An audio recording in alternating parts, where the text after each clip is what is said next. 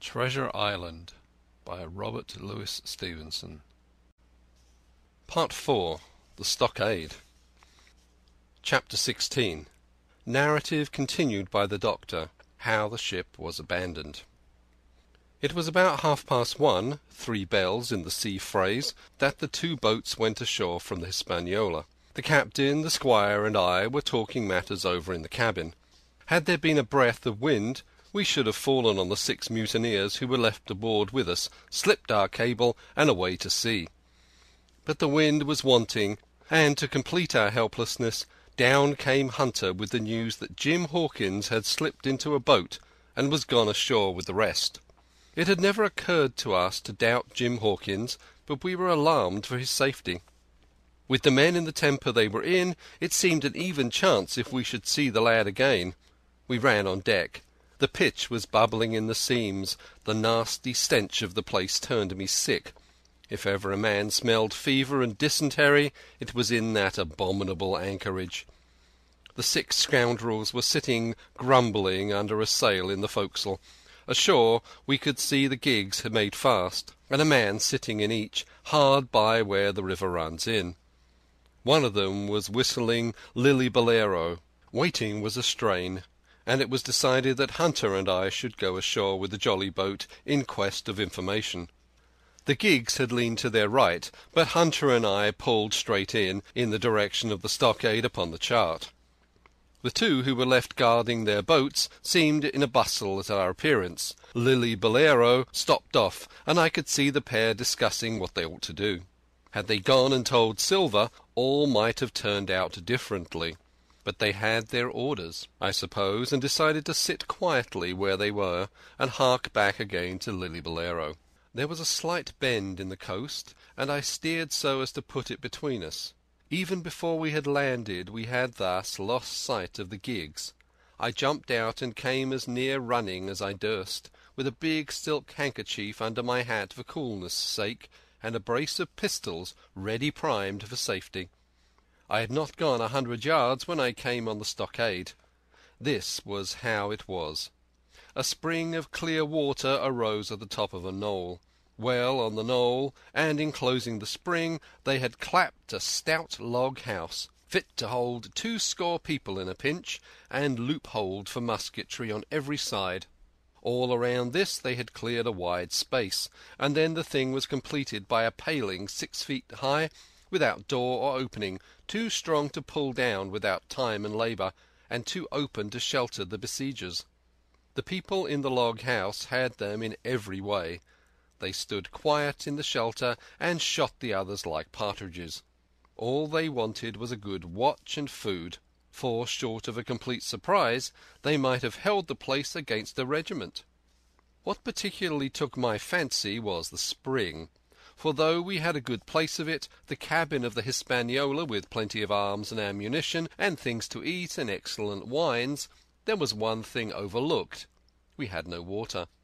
I was thinking this over when there came ringing over the island the cry of a man at the point of death. I was not new to violent death. I have served His Royal Highness the Duke of Cumberland, and got a wound myself at Fontenoy. But I know my pulse went jot and carry one. Jim Hawkins is gone, was my first thought. It is something to have been an old soldier, but more still to have been a doctor. There is no time to dilly-dally in our work, and so now I made up my mind instantly, and with no time lost returned to the shore and jumped on board the jolly boat. By good fortune Hunter pulled a good oar. We made the water fly, and the boat was soon alongside and I aboard the schooner. I found them all shaken, as was natural. The squire was sitting down as white as a sheet, thinking of the harm he had led us to, the good soul, and one of the 6 forecastle hands was little better. "There's a man," said Captain Smollett, nodding towards him, "new to this work.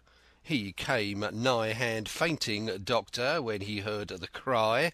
Another touch of the rudder, and that man would join us." I told my plan to the captain, and between us we settled on the details of its accomplishment. We put old Redruth in the gallery between the cabin and the forecastle, with 3 or 4 loaded muskets and a mattress for protection.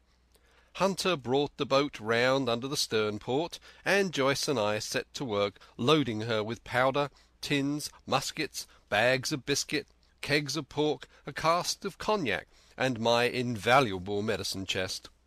In the meantime the squire and the captain stayed on the deck, and the latter hailed the coxswain, who was the principal man aboard. "Mr. Hands," he said, "there are 2 of us with a brace of pistols each. If any one of you 6 make a signal of any description, that man's dead." They were a good deal taken back, and after a little consultation, one and all tumbled down the fore companion, thinking, no doubt, to take us on the rear. But when they saw Redruth waiting for them in the sparred gallery, they went about ship at once, and a head popped out again on deck. "Down, dog!" cried the captain, and the head popped back again, and we heard no more for the time of these 6 very faint-hearted seamen. By this time, tumbling things in as they came, we had the jolly boat loaded as much as we dared. Joyce and I got out through the stern port, and we made for shore again as fast as oars could take us. This second trip fairly aroused the watchers along shore. Lily Bolero was dropped again, and just before we lost sight of them behind a little point, one of them whipped ashore and disappeared. I had half a mind to change my plan and destroy their boats, but I feared that Silver and the others might be close at hand, and all might very well be lost by trying for too much. We had soon touched land in the same place as before, and set to work to provision the blockhouse. All 3 made the first journey, heavily laden, and tossed our stores over the palisade. Then, leaving Joyce to guard them, 1 man to be sure, but with half a dozen muskets, Hunter and I returned to the jolly boat and loaded ourselves once more. So we proceeded, without pausing to take breath, till the whole cargo was bestowed, when the 2 servants took up their position in the blockhouse, and I, with all my powder, sculled back to the Hispaniola. That we should have risked a second boat-load seems more daring than it really was. They had the advantage of numbers, of course, but we had the advantage of arms. Not one of the men ashore had a musket, and before they could get within range for pistol shooting, we flattered ourselves we should be able to give a good account of a half-dozen at least. The squire was waiting for me at the stern window, all his faintness gone from him. He caught the painter and made it fast, and we fell to loading the boat for our very lives. Pork, powder, and biscuit was the cargo, with only a musket and a cutlass apiece for Squire and me, and Redruth and the captain. The rest of the arms and powder we dropped overboard in 2 fathoms and a half of water, so that we could see the bright steel shining far below us in the sun on the clean sandy bottom. By this time the tide was beginning to ebb, and the ship was swinging round to her anchor. Voices were heard faintly hallooing in the direction of the 2 gigs, and though this reassured us for Joyce and Hunter, who were well to the eastward, it warned our party to be off. Redruth retreated from his place in the gallery and dropped into the boat, which we then brought round to the ship's counter to be handier for Captain Smollett. "Now, men," said he, "do you hear me?" There was no answer from the forecastle. "It's to you, Abraham Gray, it's to you I am speaking." Still no reply. "Gray," resumed Mr. Smollett, a little louder, "I am leaving this ship, and I order you to follow your captain. I know you are a good man at bottom, and I dare say not one of the lot of you's as bad as he makes out. I have my watch here in my hand. I give you 30 seconds to join me in. Come, my fine fellow," continued the captain, "don't hang so long in stays. I'm risking my life and the lives of these good gentlemen every second." There was a sudden scuffle, a sound of blows, and out burst Abraham Gray with a knife cut on the side of the cheek, and came running to the captain like a dog to the whistle. "I'm with you, sir," he said, and the next moment he and the captain had dropped aboard of us, and we had shoved off and given way. We were clear out of the ship, but not yet ashore in our stockade. End of chapter 16. Treasure Island by Robert Louis Stevenson. Chapter 17. Narrative continued by the Doctor. The jolly boat's last trip. This fifth trip was quite different from any of the others. In the first place, the little galley-pot of a boat that we were in was gravely overloaded. 5 grown men, and 3 of them, Trelawney, Redruth, and the captain, over 6 feet high, was already more than she was meant to carry. Add to that the powder, pork, and the bread bags. The gunwales were lipping astern. Several times we shipped a little water, and my breeches and the tails of my coat were all soaking wet before we had gone 100 yards. The captain made us trim the boat, and we got her to lie a little more evenly. All the same, we were afraid to breathe. In the second place, the ebb was now making a strong rippling current running westward through the basin, and then southward and seaward down the straits by which we had entered in the morning. Even the ripples were a danger to our overloaded craft, but the worst of it was that we were swept out of our true course, and away from our proper landing place behind the point. If we let the current have its way, we should come ashore beside the gigs, where the pirates might appear at any moment. "I cannot keep her head for the stockade, sir," said I to the captain. I was steering, while he and Redruth, 2 fresh men, were at the oars. "The tide keeps washing her down. Could you pull a little stronger?" "Not without swamping the boat," said he. "You must bear up, sir, if you please, bear up until you see you're gaining." I tried, and found by experiment that the tide kept sweeping us westward till I had laid her head due east, or just about right angles to the way we ought to go. "We'll never get ashore at this rate," said I. "If it's the only course we can lie, sir, we must even lie it," returned the captain. "We must keep upstream. You see, sir," he went on, "if once we drop to leeward of the landing place, it's hard to say where we should get ashore, besides the chance of being boarded by the gigs. Whereas the way we go, the current must slacken, and then we can dodge back along the shore." "The current's less already, sir," said the man Gray, who was sitting in the foresheets. "You can ease her off a bit." "Thank you, my man," said I, as if nothing had happened, for we had all quietly made up our minds to treat him like one of ourselves.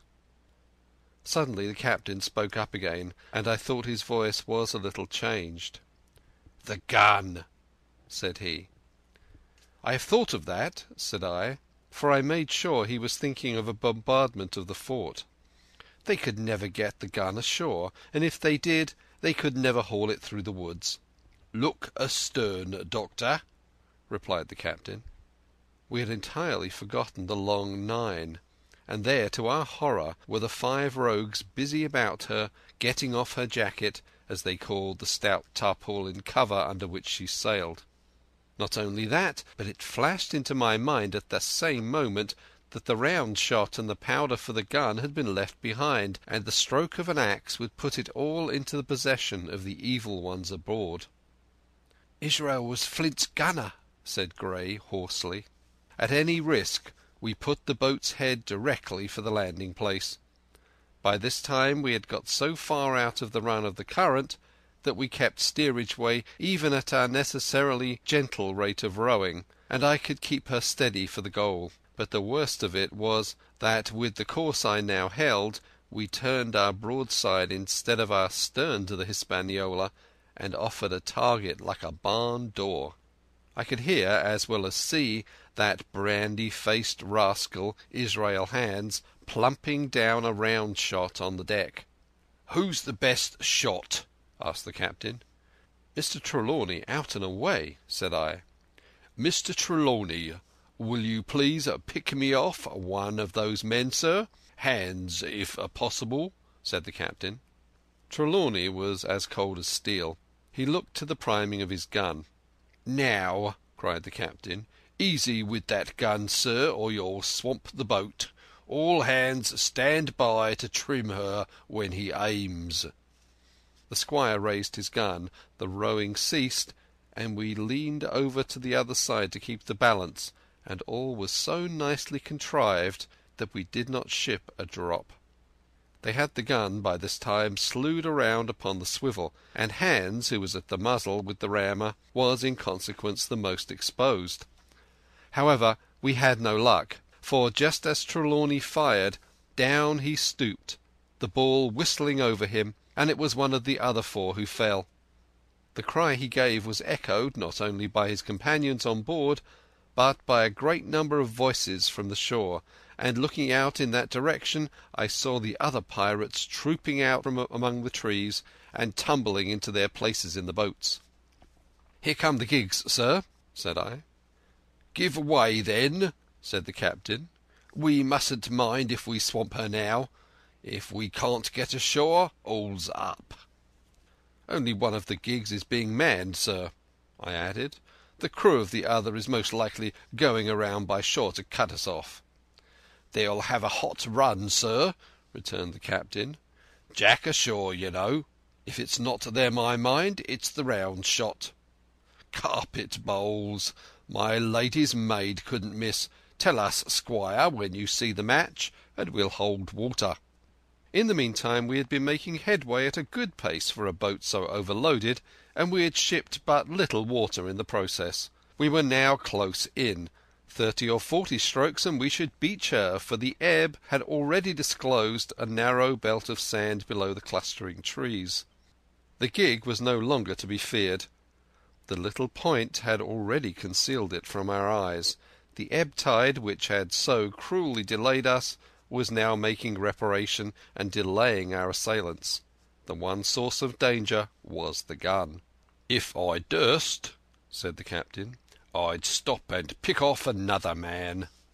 It was plain that they meant nothing should delay their shot. They had never so much as looked at their fallen comrade, though he was not dead, and I could see him trying to crawl away. "Ready!" cried the squire. "Hold!" cried the captain, quick as an echo. And he and Redruth backed with a great heave that sent her astern bodily under water. The report fell into the same instant of time. This was the first that Jim heard, the sound of the squire's shot not having reached him. When the ball passed, not one of us precisely knew, but I fancy it must have been over our heads, and that the wind of it may have contributed to our disaster. At any rate, the boat sunk by the stern quite gently in 3 feet of water, leaving the captain and myself facing each other on our feet. The other 3 took complete headers and came up again drenched and bubbling. So far there was no great harm. No lives were lost, and we could wade ashore in safety. But there were all our stores at the bottom, and to make things worse, only 2 guns out of 5 remained in a state for service. Mine I had snatched from my knees and held over my head by a sort of instinct. As for the captain, he had carried his over his shoulder by a bandolier, and, like a wise man, lock uppermost. The other 3 had gone down with the boat. To add to our concern, we heard voices already drawing near to us in the wood along the shore, and we had only the danger of being cut off from the stockade in our half-crippled state, but the fear before us whether, if Hunter and Joyce were attacked by half a dozen, they would have the sense and conduct to stand firm. Hunter was steady, that we knew. Joyce was a doubtful case. A pleasant, polite man for a valet, and to brush one's clothes, but not entirely fitted for a man-of-war. With all this in our minds, we waded ashore as fast as we could, leaving behind us the poor jolly boat and a good half of all our powder and provisions. End of chapter 17. Treasure Island by Robert Louis Stevenson. Chapter 18. Narrative continued by the Doctor. End of the first day's fighting. We made our best speed across the strip of wood that now divided us from the stockade, and at every step we took the voices of the buccaneers rang nearer. Soon we could hear their footfalls as they ran, and the cracking of the branches as they breasted across a bit of thicket.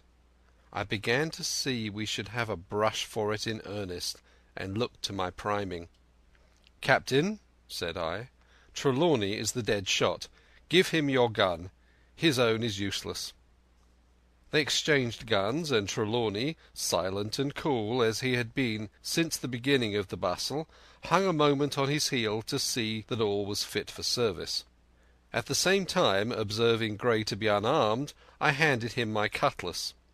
It did all our hearts good to see him spit in his hand, knit his brows, and make the blade sing through the air. It was plain from every line of his body that our new hand was worth his salt. 40 paces farther we came to the edge of the wood, and saw the stockade in front of us. We struck the enclosure about the middle of the south side, and almost at the same time 7 mutineers, Job Anderson the boatswain at their head, appeared in full cry at the south-western corner. They paused, as if taken aback, and before they recovered, not only the squire and I, but Hunter and Joyce from the blockhouse had time to fire. The 4 shots came in rather a scattering volley, but they did the business. One of the enemy actually fell, and the rest, without hesitation, turned and plunged into the trees. After reloading, we walked down the outside of the palisade to see the fallen enemy. He was stone dead, shot through the heart. We began to rejoice over our good success, when just at that moment a pistol cracked in the bush, and a ball whistled close past my ear, and poor Tom Redruth stumbled and fell his length on the ground. Both the squire and I returned the shot, but as we had nothing to aim at, it was probable we only wasted powder. Then we reloaded and turned our attention to poor Tom. The captain and Gray were already examining him, and I saw with half an eye that all was over. I believe the readiness of our return volley had scattered the mutineers once more, for we were suffered without further molestation to get the poor old gamekeeper hoisted over the stockade and carried, groaning and bleeding, into the log-house.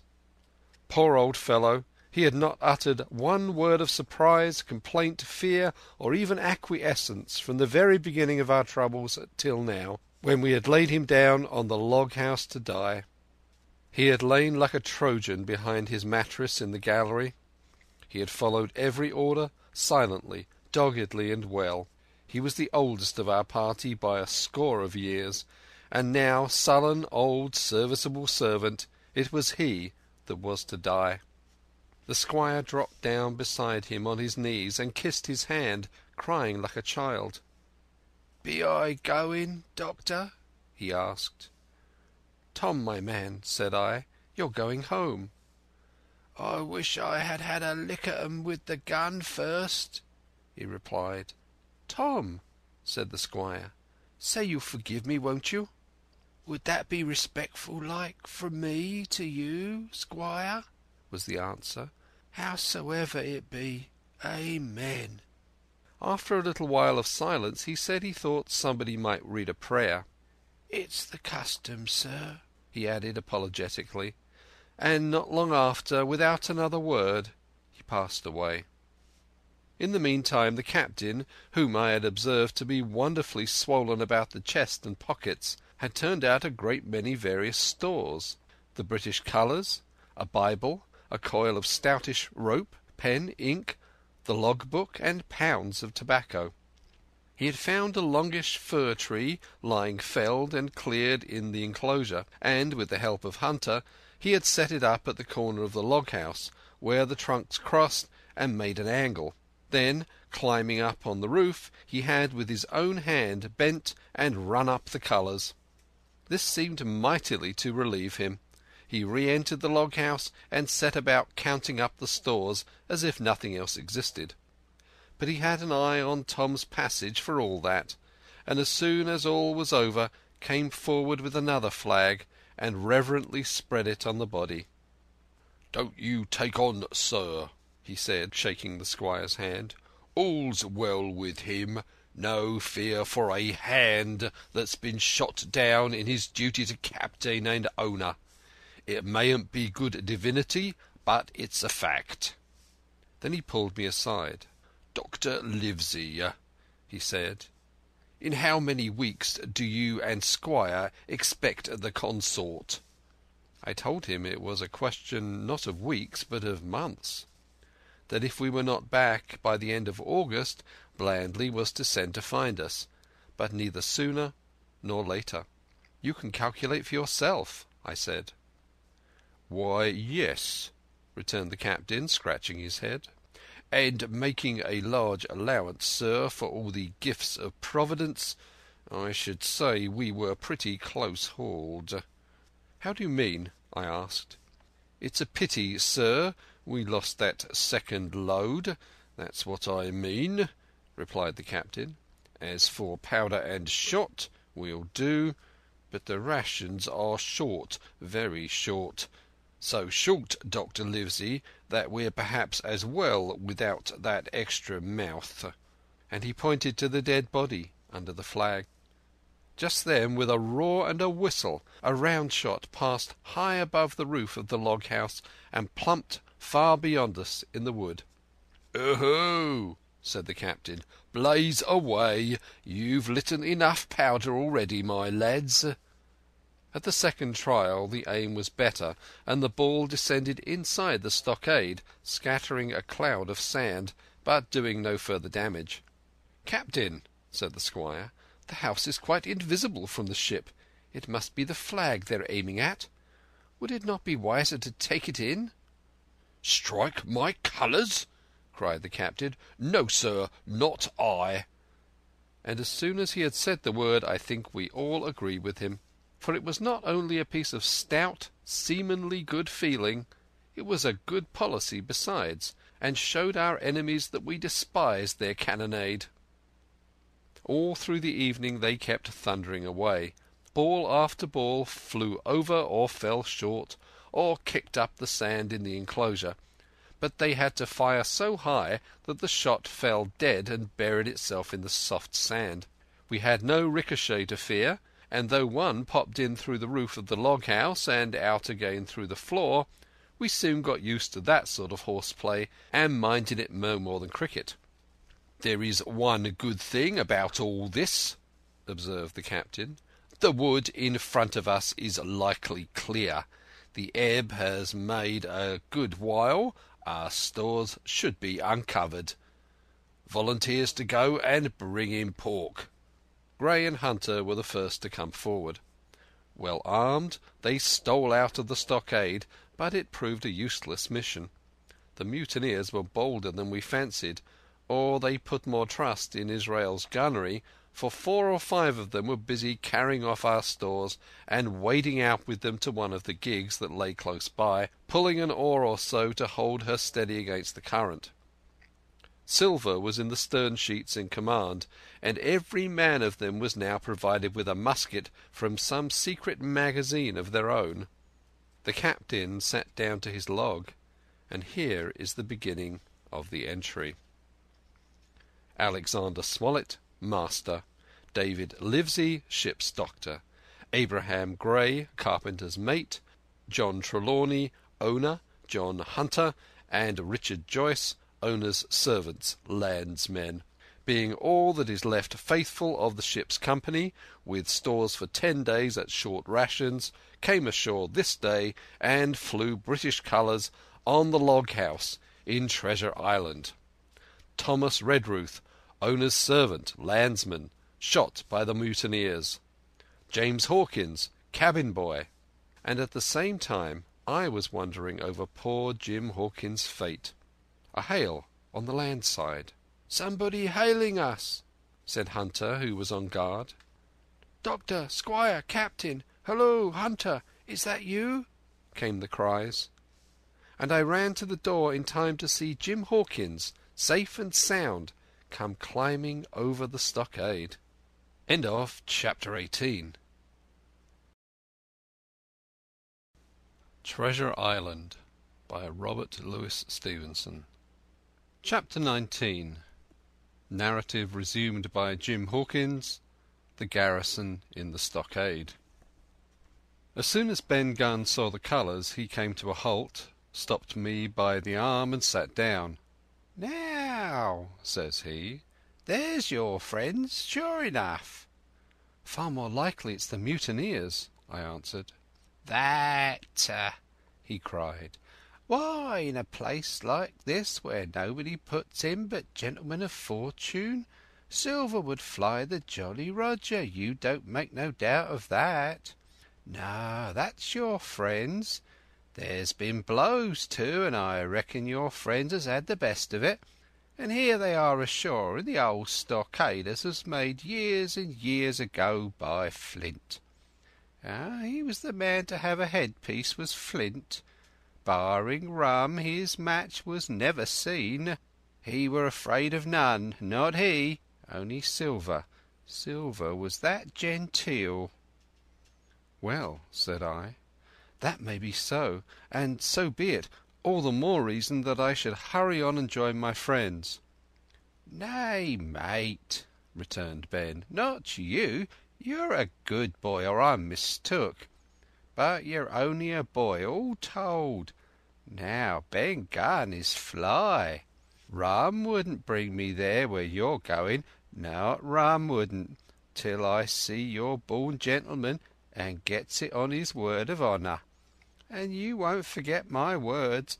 A precious sight, that's what you'll say, a precious sight more confidence, and then nips him."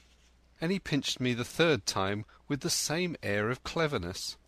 "And when Ben Gunn is wanted, you know where to find him, Jim, just where you found him today.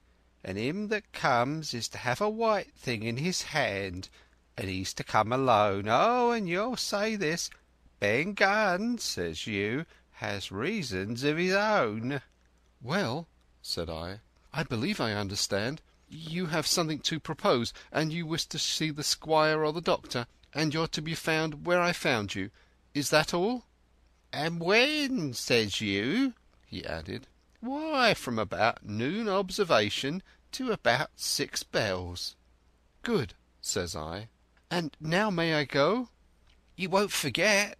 he inquired anxiously. "Precious sight and reasons of his own, says you. Reasons of his own, that's the mainstay, as between man and man. Well then," still holding me, "I reckon you can go, Jim. And, Jim, if you was to see silver, you wouldn't go for to sell Ben Gunn. Wild horses wouldn't draw it from you. No, says you.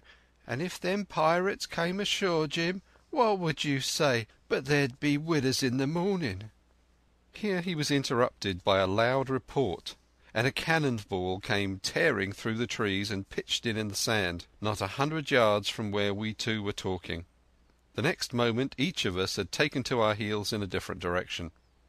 For a good hour to come frequent reports shook the island, and balls kept crashing through the woods.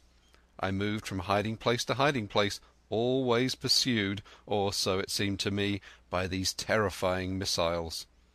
But toward the end of the bombardment, though still I durst not venture in the direction of the stockade, where the balls fell oftenest, I had begun in a manner to pluck up my heart again, and after a long detour in the east crept down among the shoreside trees.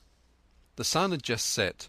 The sea breeze was rustling and tumbling in the woods, and ruffling the grey surface of the anchorage, and tide too was far out, and great tracts of sand lay uncovered. The air after the heat of the day chilled me through my jacket. The Hispaniola still lay where she had anchored, but sure enough there was the Jolly Roger, the black flag of piracy, flying from her peak. Even as I looked there came another red flash and another report that sent the echoes clattering, and one more round shot whistled through the air. It was the last of the cannonade. I lay for some time watching the bustle which succeeded the attack. Men were demolishing something with axes on the beach near the stockade. The poor jolly boat, I afterwards discovered. Anyway, near the mouth of the river a great fire was glowing among the trees, and between that point and the ship one of the gigs kept coming and going, the men, whom I had seen so gloomy, shouting at the oars like children. But there was a sound in their voices, which suggested rum. At length I thought I might return towards the stockade. I was pretty far down on the low sandy spit that encloses the anchorage to the east and is joined at half water to Skeleton Island. And now, as I rose to my feet, I saw, some distance farther down the spit, and rising from among low bushes, an isolated rock, pretty high and particularly white in colour. It occurred to me that this might be the White Rock of which Ben Gunn had spoken, and that some day or other a boat might be wanted, and I should know where to look for one.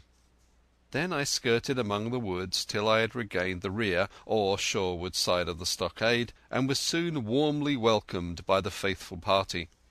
I had soon told my story and began to look about me.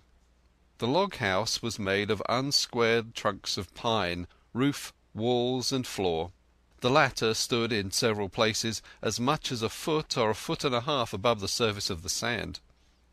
There was a porch at the door, and under this porch the little spring welled up into an artificial basin of a rather odd kind, no other than a great ship's kettle of iron, with the bottom knocked out and sunk to her bearings, as the captain said, among the sand. Little had been left beside the framework of the house, but in one corner there was a stone slab laid down by way of a hearth, and an old rusty iron bucket to contain the fire. The slopes of the knoll and all the inside of the stockade had been cleared of timber to build the house, and we could see by the stumps what a fine and lofty grove had been destroyed. Most of the soil had been washed away or buried in drift after the removal of the trees. Only where the streamlet ran down from the kettle a thick bed of moss and some ferns and little creeping bushes were still green among the sand. Very close around the stockade, too close for defence, they said, the wood still flourished high and dense, all of fir on the land side, but toward the sea with a large admixture of live oaks. The cold evening breeze, of which I have spoken, whistled through every chink of the rude building and sprinkled the floor with a continual rain of fine sand. There was sand in our eyes, sand in our teeth, sand in our suppers, sand dancing in the spring at the bottom of the kettle, for all the world like porridge beginning to boil. Our chimney was a square hole in the roof, but it was but a little part of the smoke that found its way out, and the rest eddied about the house and kept us coughing and piping the eye. Add to this that Gray, the new man, had his face tied up in a bandage for a cut he had got in breaking away from the mutineers, and that poor old Tom Redruth, still unburied, lay along the wall, stiff and stark, under the Union Jack. If we had been allowed to sit idle, we should all have fallen into the blues, but Captain Smollett was never the man for that. All hands were called up before him, and he divided us into watches. The doctor and Gray and I for one, the squire, Hunter and Joyce upon the other. Tired as we were, 2 men were sent out for firewood, 2 more were sent to dig a grave for Redruth. The doctor was named Cook. I was put sentry at the door, and the captain himself went from one to another, keeping up our spirits and lending a hand wherever it was wanted. From time to time the doctor came to the door for a little air and to rest his eyes, which were almost smoked out of his head, and whenever he did so he had a word for me. "That man Smollett," he said once, "is a better man than I am. And when I say that, it means a great deal, Jim." Another time he came and was silent for a while. Then he put his head on one side and looked at me. "Is this Ben Gunn a man?" he asked. "I do not know, sir," said I. "I am not very sure whether he's sane." "If there's any doubt about the matter, he is," returned the doctor. "A man who has been 3 years biting his nails on a desert island, Jim, can't expect to appear as sane as you or me. It doesn't lie in human nature. Was it cheese you said he had a fancy for?" "Yes, sir, cheese," I answered. "Well, Jim," says he, "just you see the good that comes of being dainty in your food. You've seen my snuff-box, haven't you? And you never saw me take snuff. The reason being that in my snuff-box I carry a piece of Parmesan cheese, a cheese made in Italy, very nutritious. Well, that's for Ben Gunn." Before supper was eaten we buried old Tom in the sand, and stood round him for a while bareheaded in the breeze. A good deal of firewood had been got in, but not enough for the captain's fancy, and he shook his head over it, and told us we "must get back to this tomorrow rather livelier." Then, when we had eaten our pork, and each had a good stiff glass of brandy grog, the three chiefs got together in a corner to discuss our prospects. It appears that they were at their wits' end what to do, the stores being so low that we must have been starved into surrender long before help came. But our best hope, it was decided, was to kill off the buccaneers until they either hauled down their flag or ran away with the Hispaniola. From 19 they were already reduced to 15. 2 others were wounded, and one, at least, the man shot beside the gun, severely wounded, if he were not dead.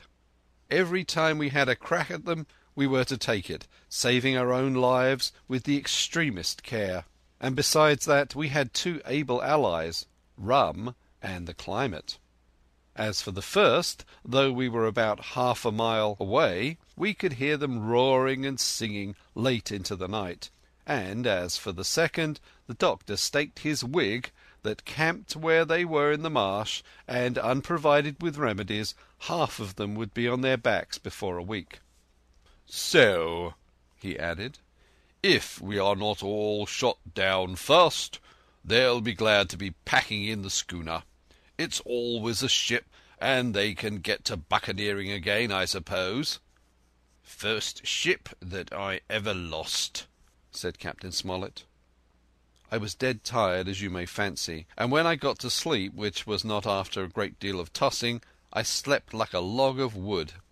The rest had long been up, and had already breakfasted and increased the pile of firewood by about half as much again, when I was awakened by a bustle and the sound of voices. "Flag of truce!" I heard someone say, and then immediately after, with a cry of surprise, "Silver himself!" And at that I jumped up and, rubbing my eyes, ran to a loophole in the wall. Chapter 19.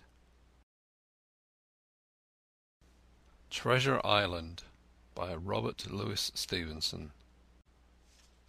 Chapter 20. Silver's Embassy. Sure enough, there were 2 men just outside the stockade, one of them waving a white cloth, the other no less a person than Silver himself standing placidly by. It was still quite early, and the coldest morning that I think I was ever abroad in, a chill that pierced into the marrow. The sky was bright and cloudless overhead, and the tops of the trees shone rosily in the sun. Where Silver stood with his lieutenant, all was still in shadow, and they waded knee-deep in a low white vapour that had crawled during the night out of the morass. The chill and the vapour, taken together, told a poor tale of the island. It was plainly a damp, feverish, unhealthy spot.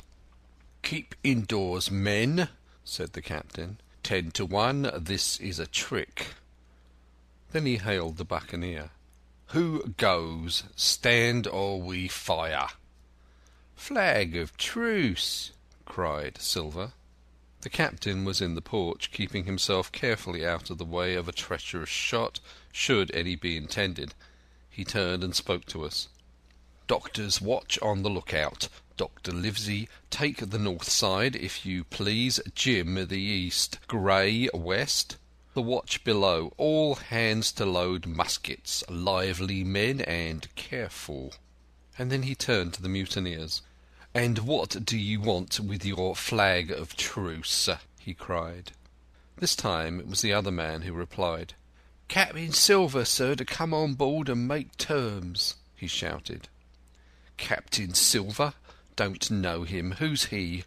cried the captain. And we could hear him adding to himself, "Captain, is it? My heart, and here's promotion." Long John answered for himself. "Me, sir.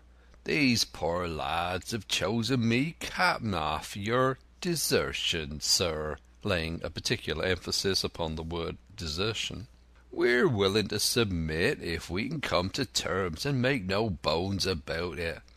All I ask is your word, Captain Smollett, to let me safe and sound out of this here stockade, and 1 minute to go get out a shot before a gun is fired."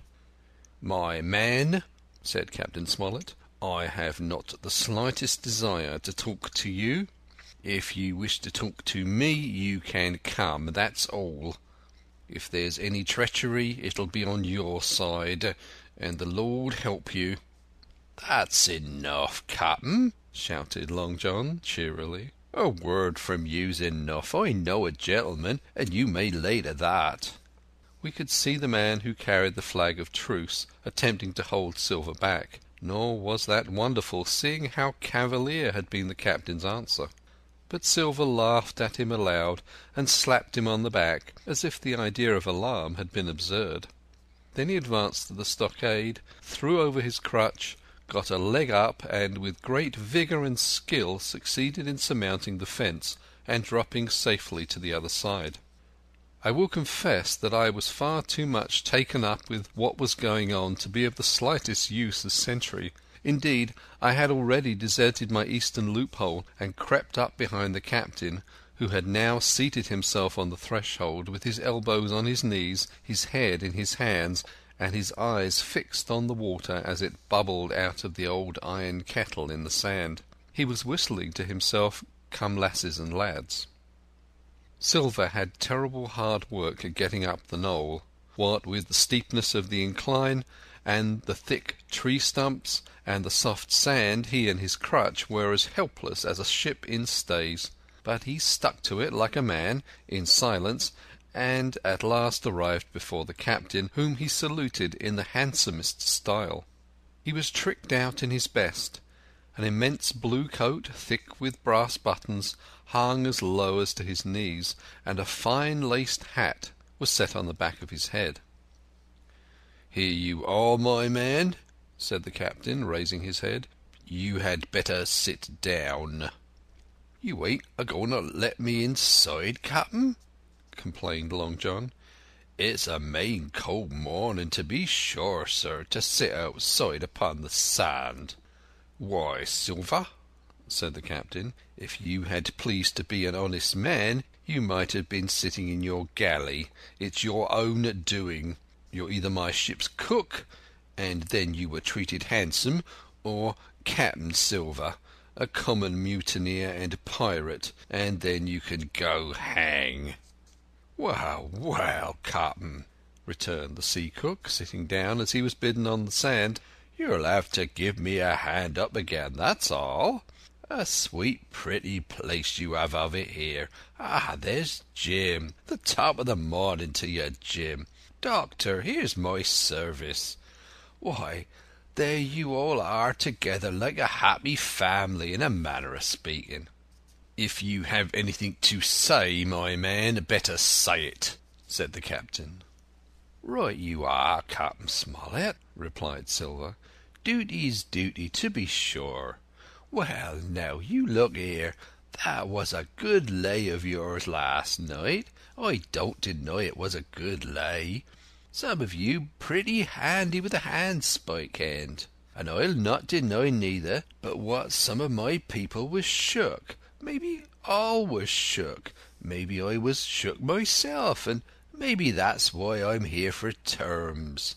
But you mark me, Captain, it won't do twice, by thunder.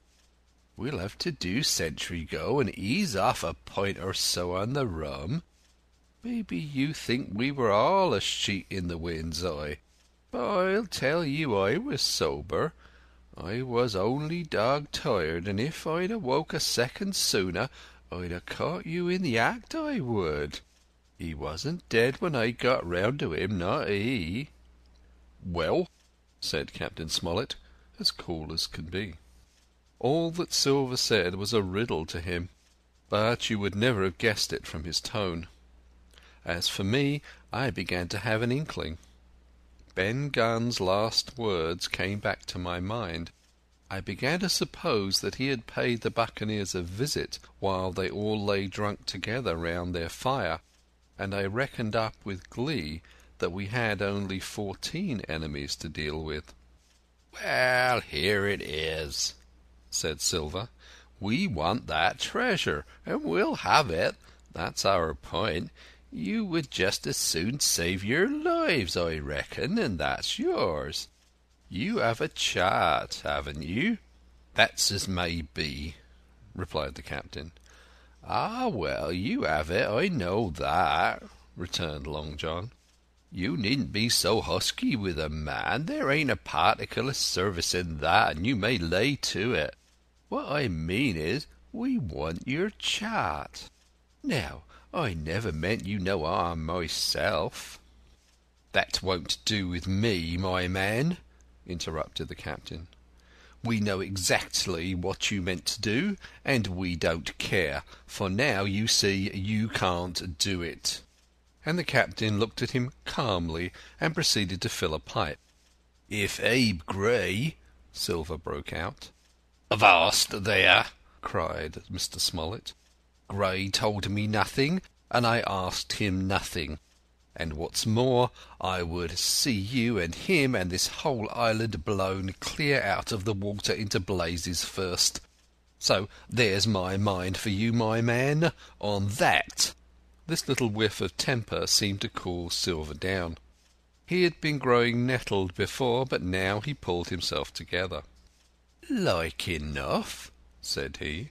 "I would set no limits to what gentlemen might consider ship-shape or might not, as the case were, and seeing as how you are about to take a pipe, captain, I'll make so free as to do likewise."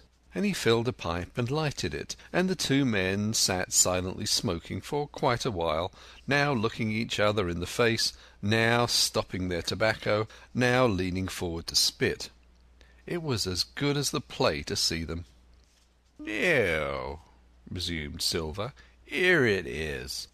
You give us the chart to get the treasure by, and drop shooting poor seamen and stoving of their heads in while asleep. You do that, and we'll offer you a choice.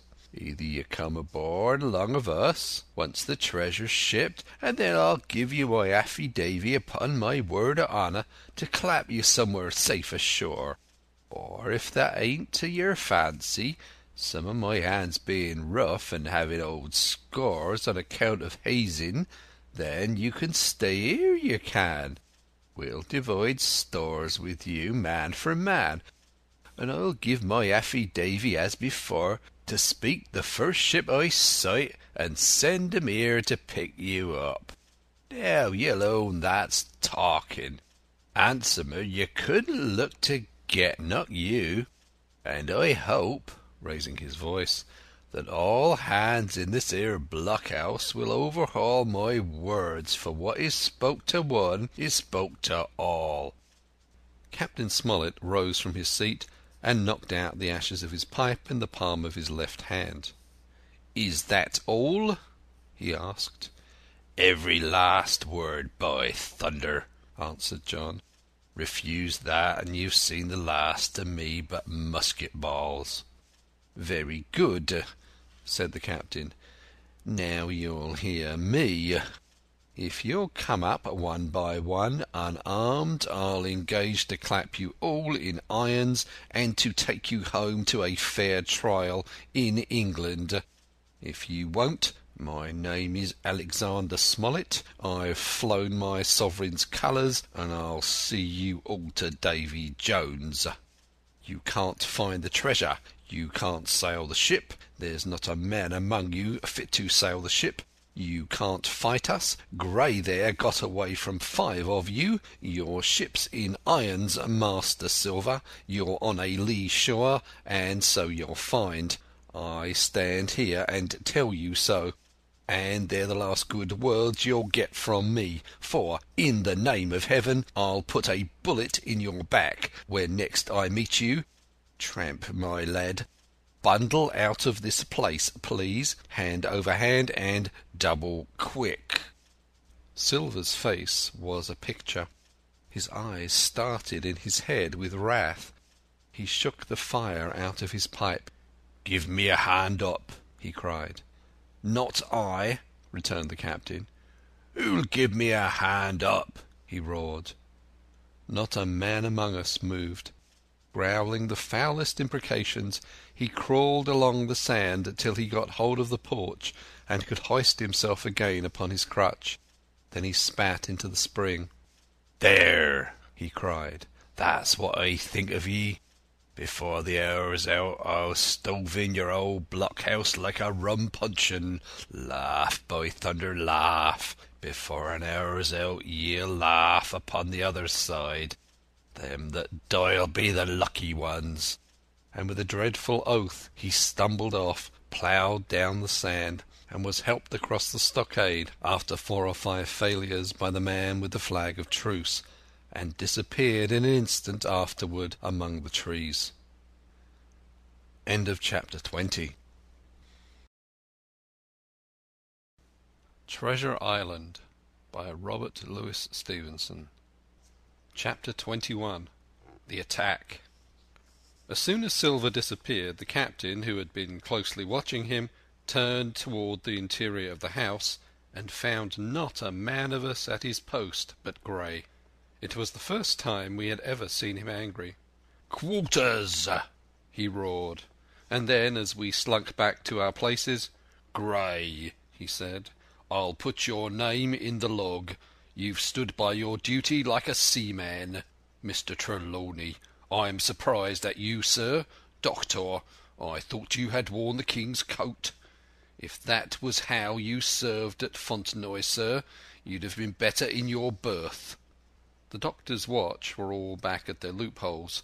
The rest were busy loading the spare muskets, and everyone with a red face, you may be certain, and a flea in his ear, as the saying is. The captain looked on for a while in silence.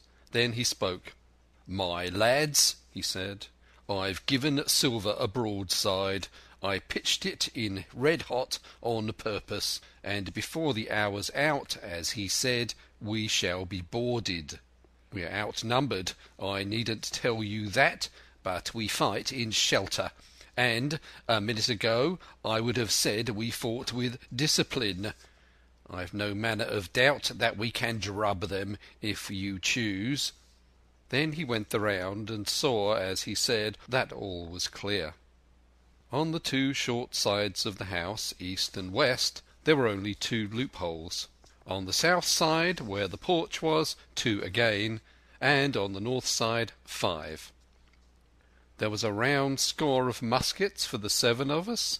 The firewood had been built into 4 piles, tables you might say, one about the middle of each side, and on each of these tables some ammunition and 4 loaded muskets were laid ready to the hand of the defenders. In the middle the cutlasses lay ranged. "Toss out the fire," said the captain. "The chill is past, and we mustn't have smoke in our eyes." The iron fire-basket was carried bodily out by Mr. Trelawney, and the embers smothered among sand. "Hawkins hasn't had his breakfast. Hawkins, help yourself, and back to your post to eat it," continued Captain Smollett. "Lively now, my lad, you'll want it before you're done. Hunter, serve out a round of brandy to all hands." And while this was going on, the captain completed in his own mind the plan of defence. "Doctor, you will take the door," he resumed. "See, don't expose yourself.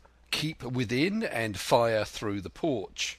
Hunter, take the east side there. Joyce, you stand by the west, my man.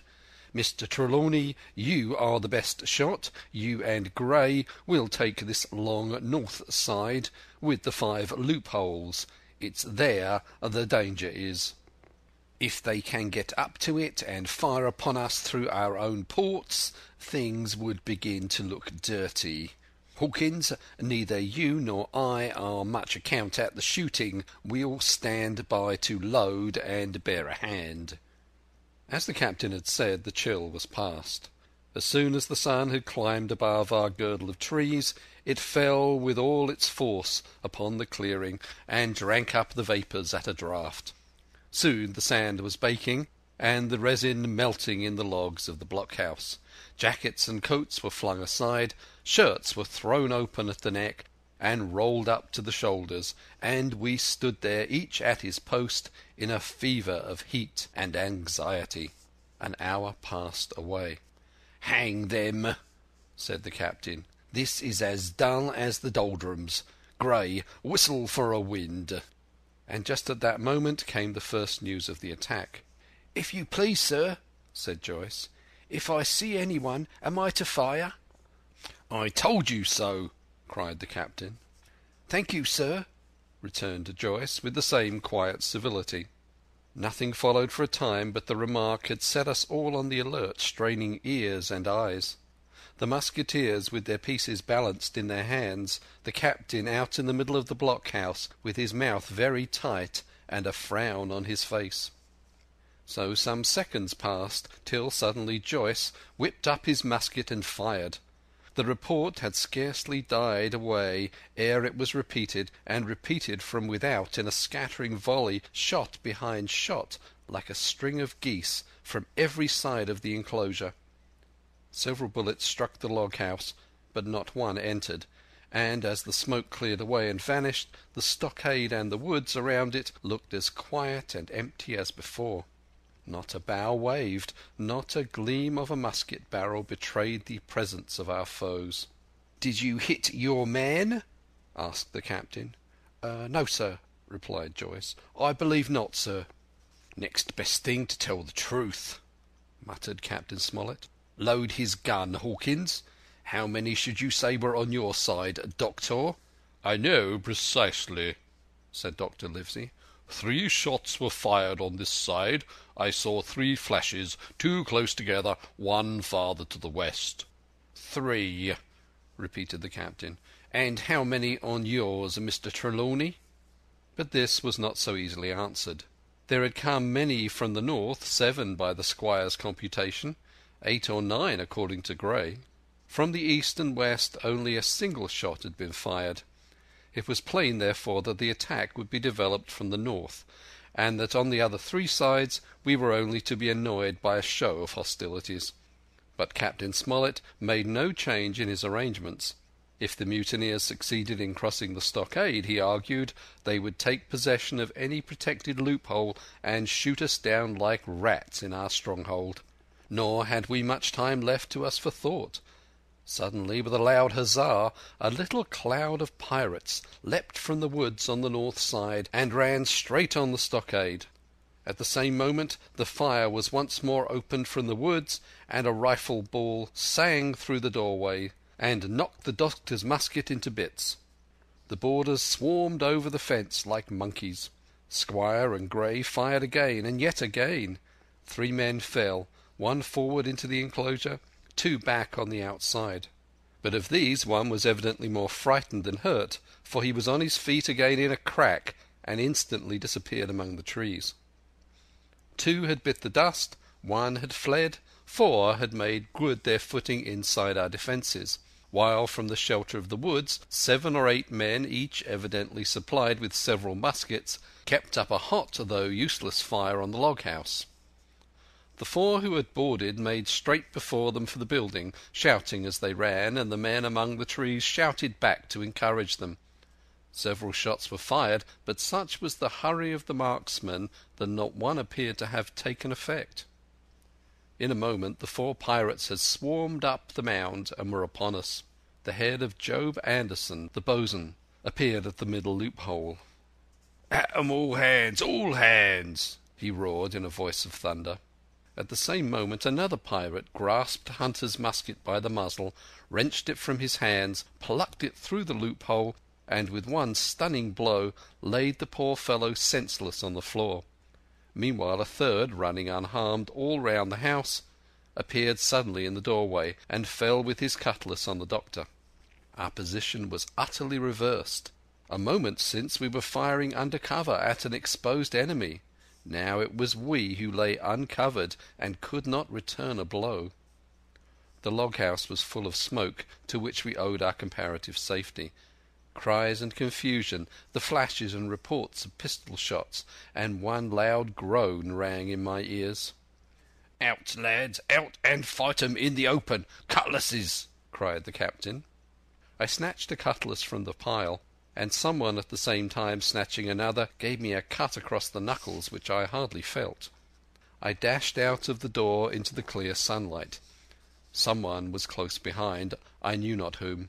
Right in front the doctor was pursuing his assailant down the hill, and just as my eyes fell upon him, beat down his guard and sent him sprawling on his back with a great slash across his face. "Round to the house, lads, round to the house!" cried the captain, and even in the hurly-burly I perceived a change in his voice. Mechanically I obeyed, turned eastward, and with my cutlass raised, ran round the corner of the house. Next moment I was face to face with Anderson. He roared aloud, and his hanger went up above his head, flashing in the sunlight. I had not time to be afraid, but as the blow still hung impending, leapt in a trice upon one side, and missing my footing in the soft sand, rolled headlong down the slope. When I had first sallied from the door, the other mutineers had been already swarming up the palisade to make an end of us. One man in a red nightcap, with his cutlass in his mouth, had even got upon the top and thrown a leg across. Well, so short had been the interval that, when I found my feet again, all was in the same posture, the fellow with the red nightcap still halfway over, another still showing his head above the top of the stockade. And yet, in this breath of time, the fight was over, and the victory ours. Gray, following close behind me, had cut down the big bosun ere he had time to recover from his lost blow. Another had been shot at a loophole in the very act of firing into the house, and now lay in agony, the pistol still smoking in his hand. A third, as I had seen, the doctor had disposed of at a blow. Of the four who had scaled the palisade, only one remained unaccounted for, and he, having left his cutlass on the field, was now clambering out again with the fear of death upon him. "Fire! Fire from the house!" cried the doctor. "And you lads back into cover!" But his words were unheeded. No shot was fired, and the last boarder made good his escape and disappeared with the rest into the wood. In 3 seconds nothing remained of the attacking party but the 5 who had fallen, 4 on the inside and 1 on the outside of the palisade. The doctor and Gray and I ran full speed for shelter. The survivors would soon be back where they had left their muskets, and at any moment the fire might recommence. The house was by this time somewhat cleared of smoke, and we saw at a glance the price we had paid for victory. Hunter lay beside his loophole stunned. Joyce, by his, shot through the head, never to move again, while right in the centre the squire was supporting the captain, one as pale as the other. "The captain's wounded," said Mr. Trelawney. "Have they run?" asked Mr. Smollett. "All that could, you may be bound," returned the doctor. "But there's 5 of them will never run again." "5?" cried the captain. "Come, that's better. 5 against 3 leaves us 4 to 9. That's better odds than we had at starting. We were 7 to 19 then, or thought we were, and that's bad to bear." Footnote: the mutineers were soon only 8 in number, for the man shot by Mr. Trelawney on board the schooner died that same evening of his wound. But this was, of course, not known till after by the faithful party. End of chapter 21.